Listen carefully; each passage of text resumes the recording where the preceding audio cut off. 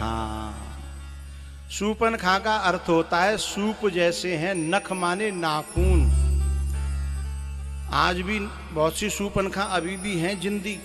एक तो मर गई जिन कितनी पैदा कर गई। सूपनखा की पहचान का है, दो पहचान है। पहली पहचान तो ये जो बड़े बड़े नाखून राखे हैं, सब अपने अपने देख रही हैं। तुम्हारी ना कह रहा हूं मैं, तुम तो कथा में आई हैं, तुम का ही राखोगी। वो राखे भाई तो अलग होते हैं, फिर बिन्ने बड़ी हिफाजत से राखते हैं। टूट जाए तो रोती हैं, टूट जाए तो फिर रोती हैं कि हाय राम, जैसे जिनको बाप मर गो हो। बताओ नाखून के लिए रो रही है। वो सूपनखा की गिनती में मेरे शास्त्रों में आती है। दूसरी वो है सूपनखा कि जो अपनो वर अपने आप खोजत डोले, भैया के जिंदा रहते वहे, बाप के जिंदा रहते वहे, मामा चाचा ताउन के जिंदा रहते वहे, जो अपनो वर स्वयं खोजत डोले, वो सूपनखा है। आओ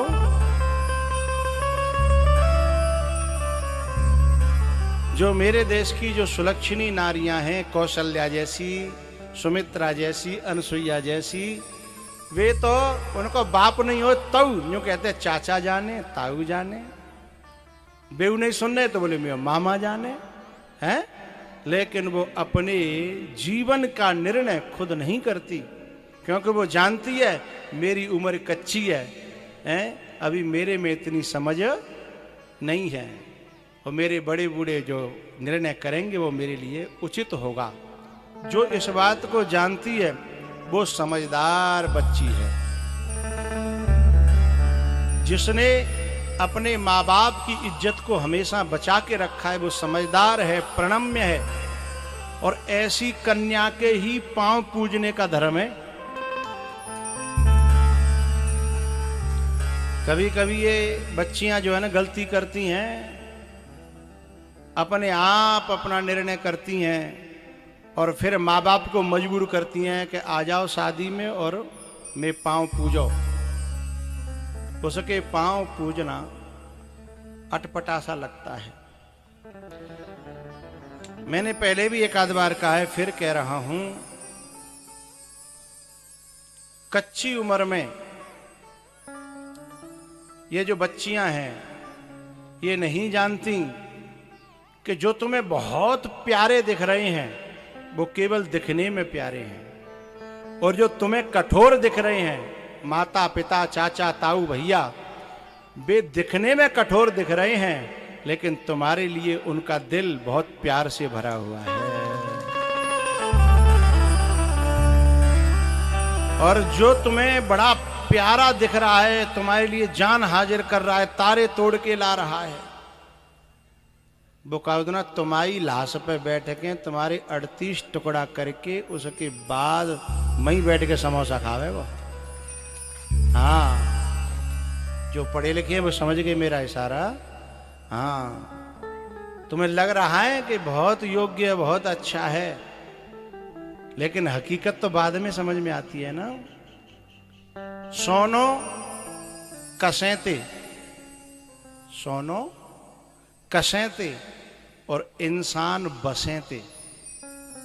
सोने की परीक्षा होती है, घिस के देखा जाता है, कस के, ओरिजिनल है कि नकली। और इंसान के पास में संबंध जुड़ने के बाद जब बरतते हैं ना, तब समझ में आता है कैसा है? दूर के तो पहाड़ों बड़े अच्छे लगते हैं।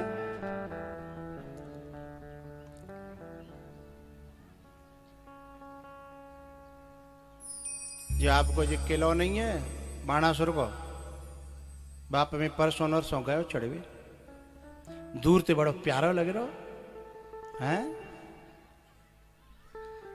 जब प्यारा लग रहा हो तो मैंने की चढ़े लाओ। तो बाकी जो सीढ़ियाँ टूटी फूटी पड़ी हैं, और वो टूटी फूटी पड़ी हैं, फिर वहाँ में जो सीढ़ियाँ वो ढरकनी सी हैं, और बापे जो है कंकरी हैं, सीढ़ी ने की टूटी भाई कंकरी। तो मैं जो पहलो गेट पर तो काय माँ तक चढ़ेगो, लेकिन वो जो जूता पैर के चढ़े हो में तो वो ररकन लगे। मैंने ऊपर देखी, मैंने अभी 54 हो भैया, 4 गेट हैं ऐसे, मैंने कि पांव ररगो तो सीधे कहां पहुंचेंगे? कहां? नीचे नहीं, ऊपर आ। है तुम नीचे ही कह रहे हो? नीचे पहुंचा तो जब तक तो रहते ही नहीं, तब तक तो सीधे टिकट कट जाती। मैंने कि वो तो कथा और करनी है, अभी तो बुकिंग ले रखी है मैंने 24 तक की। तो मैं तो पहले गेट पे थे ही मैंने कि भैया हे पहाड़ेश्वर महादेव, वहाँ पे ऊपर शंकर भगवान है। मैंने कि हे पहाड़ेश्वर महादेव, मैंने कि आपको प्रणाम है, यहीं थे ढोक ले लूं मेरी। तो सूपनखा की बात आई तो मैंने आपको बताया कि क्योंकि न तो ये भैया के संग गई, न जाको बाप संग, न चाचा न ताऊ है, और ऐसा नहीं है कि आता नहीं है, 3 तो भैया ही जाके, और ऐसे ऐसे भैया के दुनिया में नाम जिनको है, रावण, कुंभकर्ण, विभीषण, ऐसे ऐसे भैया। अब जाकर के राम जी से और बात कहती है। अब ये बेशर्माई की हद है कि नहीं है? अपने आप ही जाके कह रही है। राम जी ने तो बाकी और देखी नहीं, राम जी की तरफ जाकर के कहती है excuse me, please please look at the me, I request you, please. Ram ji ने नीचे को निगाह डाले कि बोले मैटर क्या है? बोले आई लव यू।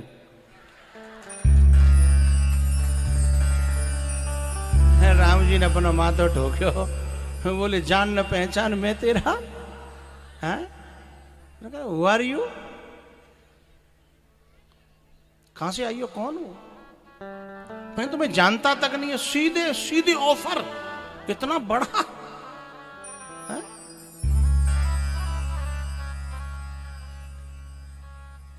अचंभे की बात है। राम जी को खुद शर्म आ गई, लेकिन बाय शर्म वो तो बेच खाएगी आई अपनी है?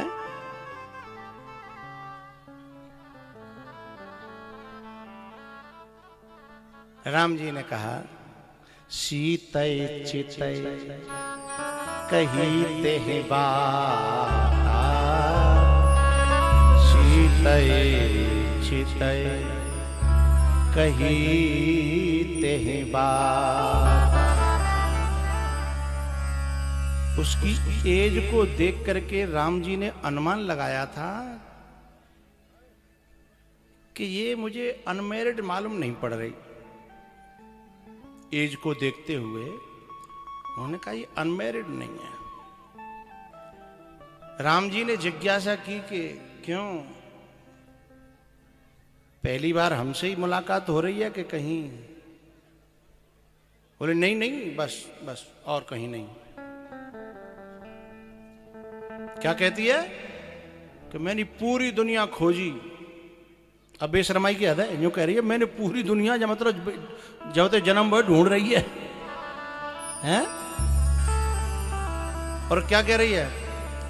वैसे तो मैंने देखा बहुत दुनिया में, लेकिन कोई पसंद नहीं आया, पर तुम थोड़े से मन माना कछु तुम ही निहारी, तुम सम पुरुषन मोह समना। क्या कहती है बताए? Mister Ram, you are Mr. India and I am Miss World. You are only Mr. India. I am Miss World. बड़े बूढ़े नहीं समझ पा रहे होंगे। बड़े बूढ़े जन के हिंदी कर, भाई तुम कर दियो हिंदी आओ। हाँ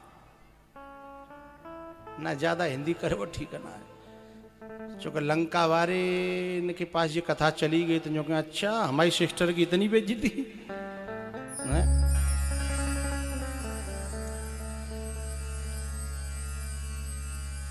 क्योंकि कथा लाइव हो रही है और ये पूर्व सब देशों में जा रही है। तो लंका वालों से प्रार्थना है कि मैं बेइज्जती नहीं कर रहा हूं, यदि तुम्हें इज्जत चाहिए है तो समेट के रखो अपनी किताब के पन्नों को।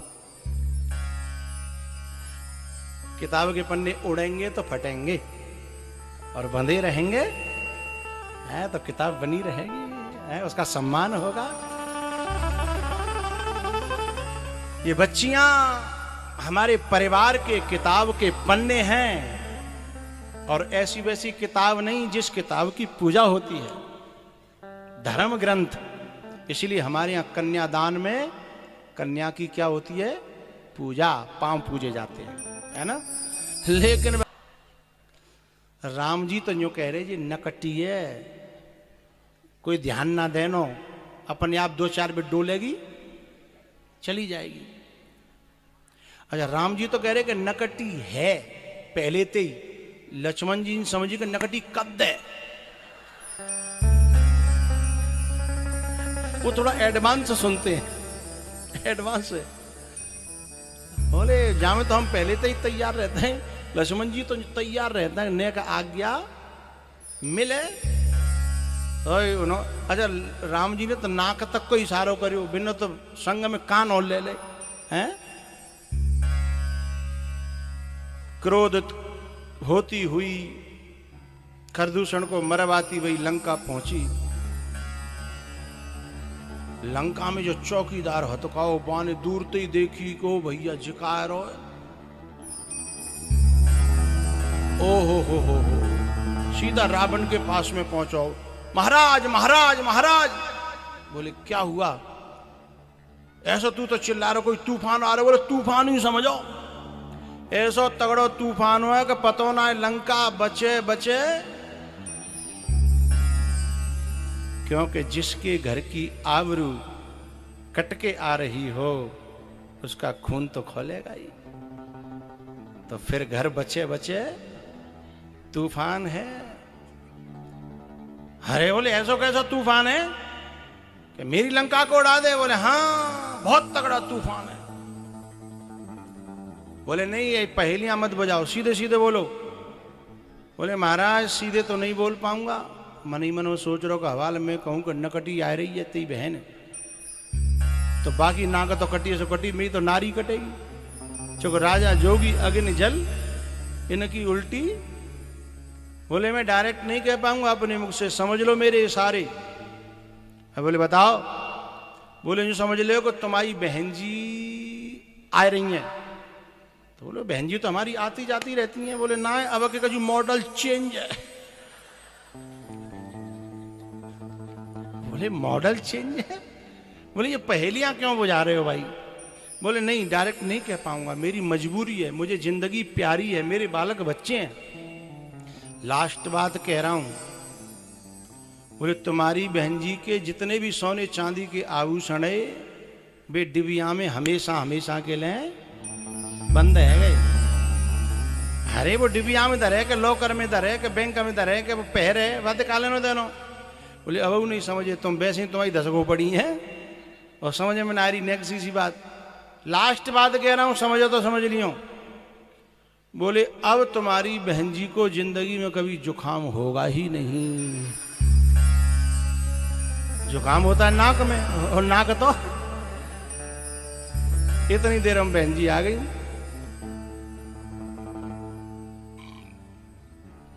और मैं आपको एक यहां बड़ी गहरी बात कहना चाहता हूं। ये शूर्पणखा है ना, अब तक रावण को मदरा पिलाती थी, भर भर के देती थी प्याले। जैसे हमारे यहाँ गाँव में बालक हुक्का भर के देता है, ऐसे रावण को मदरा पिलाती थी। मैं एक बात कहना चाहता हूं, आज ये राक्षसी होकर के आज स्वयं रावण को डांट रही है कि पी करके पड़ा हुआ है, तेरी बुद्धि भ्रष्ट हो गई है, तुझे अकल नहीं है। और मेरा शब्द सुनिएगा गोस्वामी जी का, कर सिपान सोवस दिन रात। डांट रही है पिलाने वाली, एक राक्षसी होके। मैं बाद में बताऊंगा कि ऐसा क्यों हुआ और क्या कह रही है। भगवान को न मानने वाली शूर्पणखा क्या कह रही है कि जो राजनीति बिनो धन बिनो धर्मा, बिना नीति के राज्य नहीं चलता और धर्म के बिना धन नहीं ठहरता है।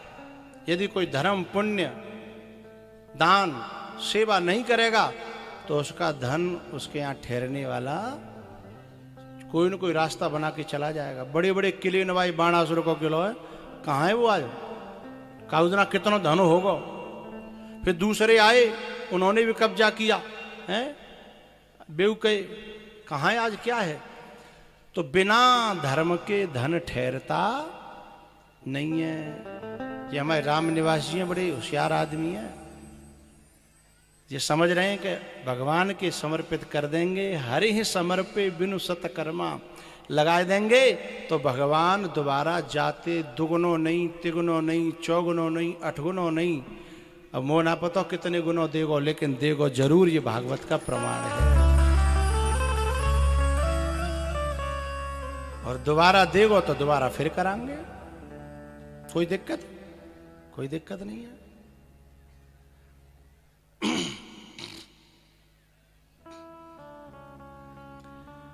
शूर्पणखा वेदों के मंत्र बोल रही है, पुराणों की बात कह रही है, शास्त्रों की बात कह रही है कि हरि ही समर्पे बिनु सतकर्मा, धन बिनु धर्म,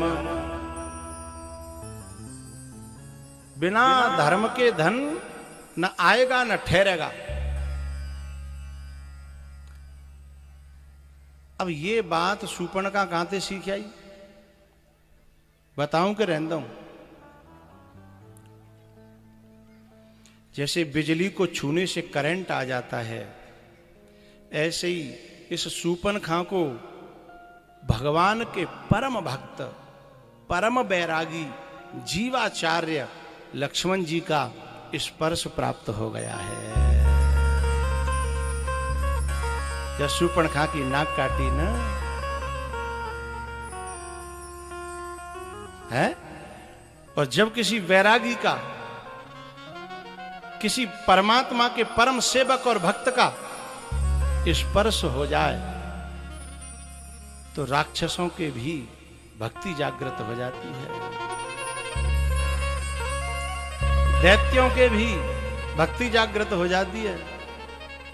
इसलिए शूर्पणखा कह रही है, राजनीति बिनु धन बिनु धर्मा, हरि ही समर्पे बिनु सत,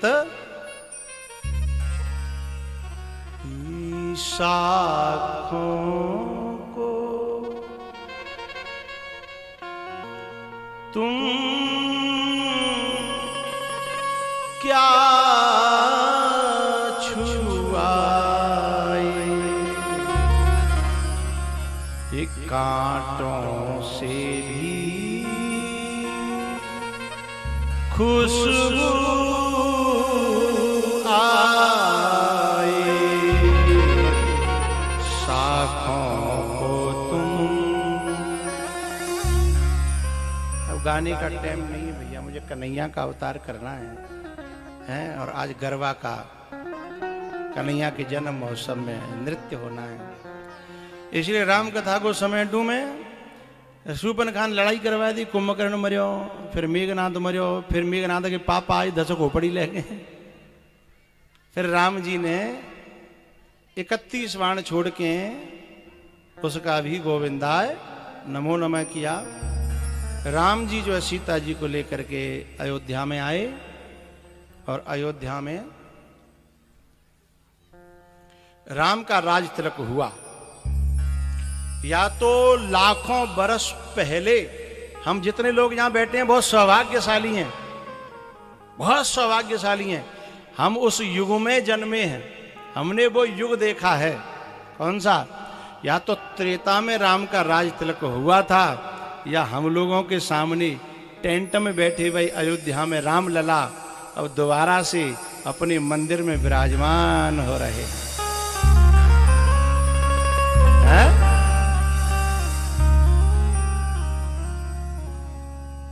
हम जब बहुत बड़े बूढ़े होंगे तो नाती बेटन बिनते क्या करेंगे, हमारे सामने भयो राम जी का सैकड़ों वर्ष हो गए तो होते टेंट में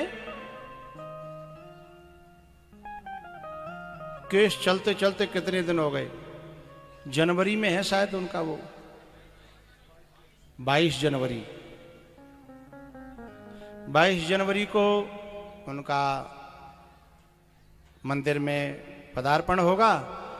और खुशी की बात यह है कि मुझे भी 22 के बाद में जो फरवरी आवेगी 1 फरवरी से मुझे वहाँ भगवान की कथा कहने का मौका मिल रहा है।